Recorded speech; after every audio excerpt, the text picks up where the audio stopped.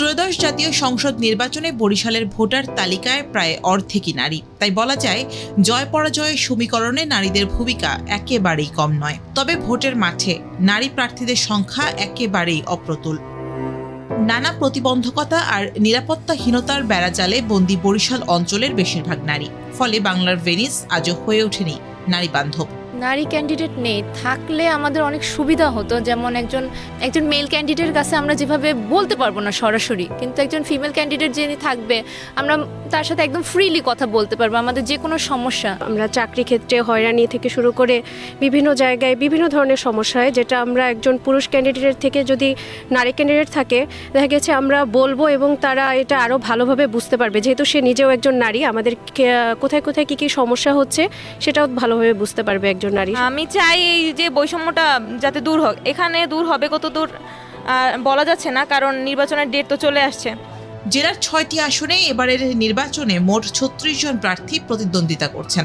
এর মধ্যে বরিশাল 5 আসন থেকে হেভিওয়েট প্রার্থীদের সঙ্গে ভোট যুদ্ধে প্রতিদ্বন্দ্বিতা করার জন্য মাঠে আছেন শুধু ডাক্তার মনীষা চক্রবর্তী।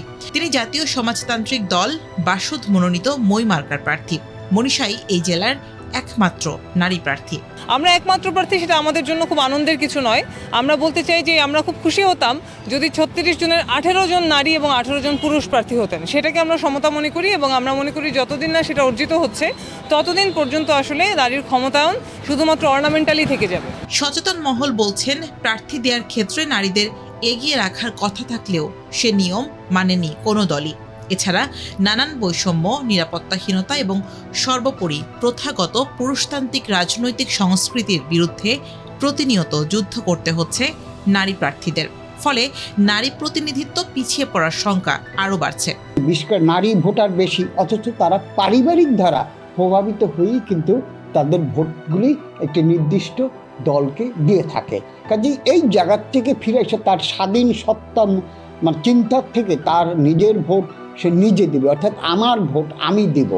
এবং আমরা দেখতেছি নারীর একজন প্রার্থী বরিশাল আছে, তার প্রতি কতজন নারী ভোটার ভোট দেবে, নারী ভোটাররা, এটি কিন্তু আসলে দেখনীয় বিষয় আছে। কারণ নারী ভোটার অর্ধেকের বেশি এবং তাদের ভোটগুলি যদি নিতে হয় তাহলে নারীকে সম্মান করতে হবে, তাকে শ্রদ্ধা করতে হবে, তাকে মর্যাদাপূর্ণ আসলে করতে হবে।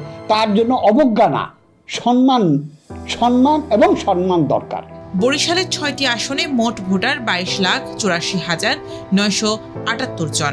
এর মধ্যে পুরুষ 11,58,220 জন আর নারী 11,26,738 জন।